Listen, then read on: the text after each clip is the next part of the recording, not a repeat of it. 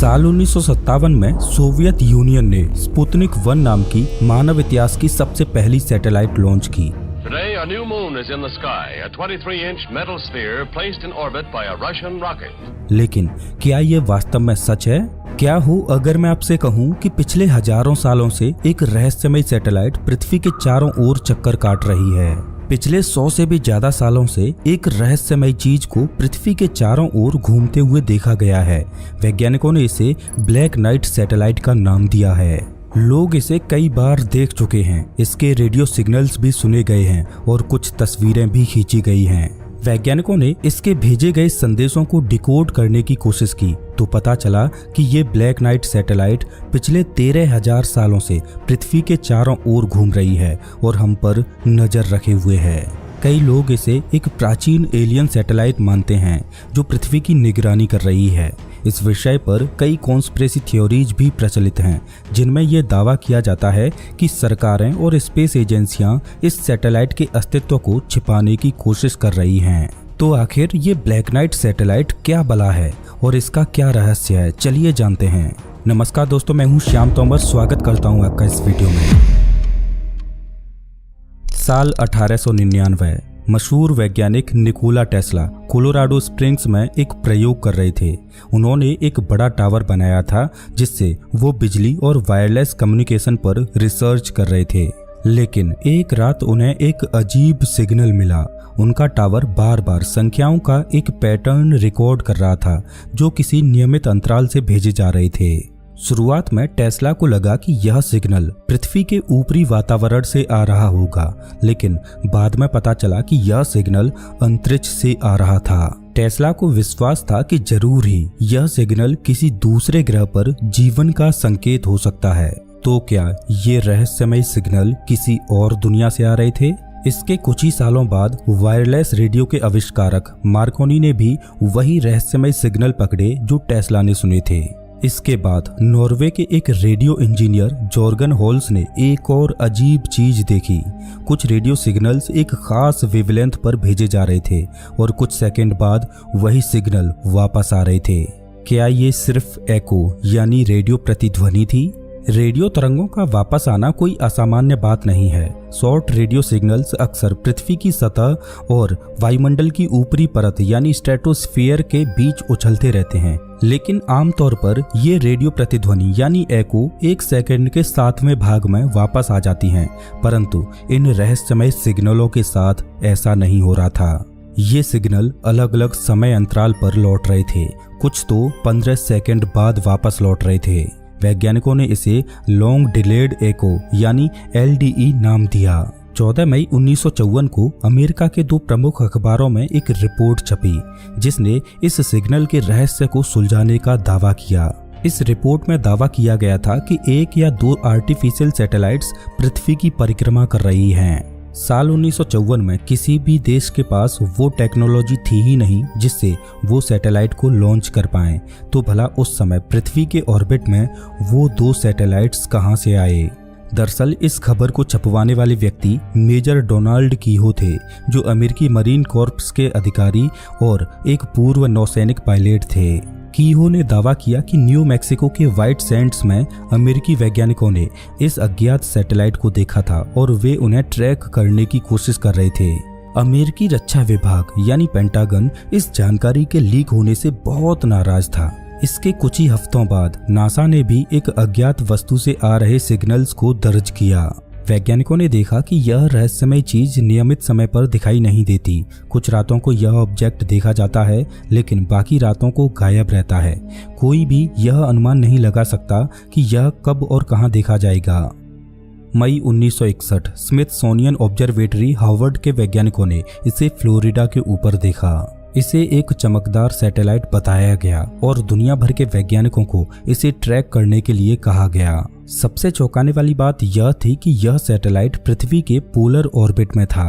साल 1960 तक ऐसी टेक्नोलॉजी थी ही नहीं कि पोलर ऑर्बिट में सैटेलाइट को लॉन्च किया जा सके। साल 1973 में स्पेस फ्लाइट मैगजीन में प्रकाशित एक लेख में डंकन लंदन नाम के एक शोधकर्ता ने दावा किया कि उन्होंने ब्लैक नाइट सैटेलाइट द्वारा भेजा गया एक गुप्त रेडियो संदेश डिकोड कर लिया है। लंदन ने एलडीई डेटा का गहराई से अध्ययन किया। उन्होंने इस डेटा को एक ग्राफ पर प्लॉट करके देखा तो पता चला कि उसमें एक तारामंडल नजर आ रहा था। यह बूटेस स्टार कॉन्स्टिलेशन था, लेकिन इसमें एक तारा अपनी जगह से हटा हुआ था। लंदन का मानना था कि ब्लैक नाइट सैटेलाइट शायद इसी तारे से आया हो, लेकिन इसमें एक समस्या थी। इस तारामंडल का सबसे चमकीला तारा आर्कटुरस थोड़ा सेंटर से हटकर था। आखिर ऐसा क्यों? क्या ब्लैक नाइट सैटेलाइट समय के परे देख रहा था? हम सभी जानते हैं कि पृथ्वी अपने अक्ष पर घूमती है, लेकिन समय के साथ गुरुत्वाकर्षण के कारण पृथ्वी का अक्ष धीरे धीरे डगमगाने लगता है, जैसे कोई घूमता हुआ लट्टू। इस धीमे परिवर्तन को एक्सियल प्रिसेशन कहा जाता है। पृथ्वी के अक्ष का एक पूरा चक्र 26,000 सालों में पूरा होता है। इसका मतलब यह है कि हजारों सालों में हमारे आसमान में दिखने वाले तारे अपनी जगह से थोड़ा थोड़ा बदलते रहते हैं। जब डंकन लंदन ने 1973 में ब्लैक नाइट सैटेलाइट द्वारा भेजे गए स्टार मैप का अध्ययन किया तो उन्हें उसमें एक विसंगति दिखी। आर्कटुरस नाम का तारा थोड़ा अपनी जगह से हटा हुआ था, लेकिन जब उन्होंने नक्शे को समय में पीछे समायोजित किया तो तारे पूरी तरह से मेल खाने लगे। अगर नक्शा समय में पीछे जाने के बाद सटीक था तो इसका मतलब यह था कि ब्लैक नाइट सैटेलाइट कोई हाल ही में आया हुआ ऑब्जेक्ट नहीं था, बल्कि यह कम से कम 13,000 सालों से पृथ्वी की परिक्रमा कर रहा था और यह 13,000 साल पहले का स्टार मैप दिखा रहा था। साल 1998 में नासा का space shuttle endeavour international space station के लिए पहला कनेक्टिंग मॉड्यूल स्थापित करने गया था, लेकिन इस मिशन के दौरान अंतरिक्ष यात्रियों ने एक रहस्यमयी ऑब्जेक्ट की तस्वीरें ली। ये तस्वीरें ब्लैक नाइट सैटेलाइट की सबसे चर्चित और पुख्ता सबूत मानी जाती हैं।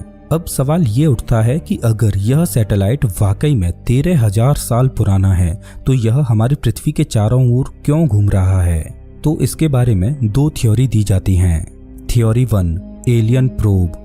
यदि कोई उन्नत बुद्धिमान सभ्यता ब्रह्मांड में मौजूद है तो यह संभव है कि उन्होंने जीवन के संभावित ग्रहों की निगरानी करने के लिए ऐसे प्रोब भेजे हों। हम भी भविष्य में दूसरे ग्रहों पर ऐसे ही प्रोब भेज सकते हैं ताकि वहां के जीवन पर नजर रखी जा सके। यह भी संभव है कि ब्लैक नाइट सैटेलाइट किसी एलियन मदरशिप या ग्रह को सिग्नल भेज रहा हो। Theory 2, dark arc. कई प्राचीन ग्रंथों में एक डार्क आर्क का जिक्र मिलता है जो पृथ्वी की कक्षा में हजारों सालों से मौजूद है। कुछ मान्यताओं के अनुसार यह डीएनए की जानकारी रखने वाला एक अज्ञात उपकरण हो सकता है जिसे किसी प्राचीन सभ्यता ने तब भेजा जब वे किसी महाविनाश यानी आइस एज या समुद्री जल स्तर परिवर्तन या परमाणु युद्ध से बचने का प्रयास कर रहे थे। पृथ्वी की कक्षा सबसे सुरक्षित जगह हो सकती है जहां प्राकृतिक आपदाएं भी इसका नुकसान नहीं कर सकती। और सोचिए, इंसान केवल तभी इसे खोज सकता है जब उनकी टेक्नोलॉजी एक खास स्तर तक पहुंच जाए। अब सवाल ये है कि हम इसे धरती पर लाकर क्यों नहीं खोलते? आज की टेक्नोलॉजी के साथ हम इस रहस्यमयी ऑब्जेक्ट को ट्रैक कर सकते हैं और इसके रहस्य को खोल सकते हैं, लेकिन नासा या कोई और एजेंसी इसे धरती पर क्यों नहीं लाती?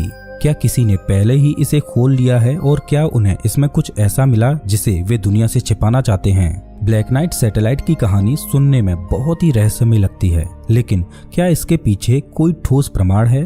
आइए तथ्यों और कल्पनाओं को अलग करते हैं और देखते हैं कि इस कहानी में कितनी सच्चाई है। निकोला टेस्ला और मार्कोनी ने 1899 में अजीब रेडियो सिग्नल सुने थे जिन्हें कुछ लोगों ने एलियन सिग्नल बताया, लेकिन आधुनिक विज्ञान बताता है कि वे पल्सार्स थे। दरअसल पल्सार्स हाई डेंसिटी वाले तारे होते हैं जो नियमित रूप से रेडियो सिग्नल छोड़ते हैं। लेकिन दिलचस्प बात यह थी कि पल्सार्स के बारे में निकोला टेस्ला को उस समय पता ही नहीं था, क्योंकि पल्सार्स को आधिकारिक रूप से साल 1968 में खोजा गया था। शायद इसी वजह से निकोला टेस्ला को यह सिग्नल एलियन मैसेज जैसा लगा होगा, लेकिन यह ब्लैक नाइट सैटेलाइट से नहीं आया था। साल 1973 में डंकन लंदन ने दावा किया कि उन्होंने एलडी सिग्नल को एक स्टार मैप में बदल दिया जो बूटेस तारामंडल की ओर इशारा करता था, लेकिन बाद में उन्होंने अपने दावे को वापस ले लिया और माना कि उनका निष्कर्ष केवल अनुमान था, वैज्ञानिक प्रमाण नहीं।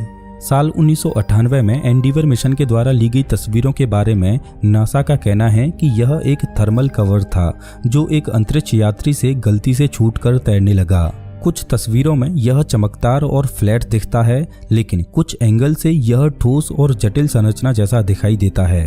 दोस्तों, ब्लैक नाइट सैटेलाइट एक पेचीदा कॉन्स्पिरेसी थ्योरी जरूर है, लेकिन अभी तक इसका कोई ठोस सबूत नहीं मिला है कि यह कोई एलियन ऑब्जेक्ट है।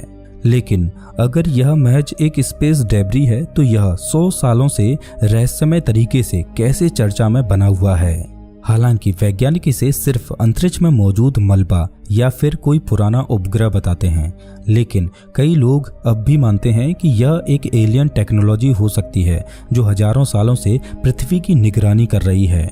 इस विषय पर बहस आज भी जारी है। क्या यह सिर्फ एक गलतफहमी है या फिर यह वास्तव में एक अलौकिक रहस्य है?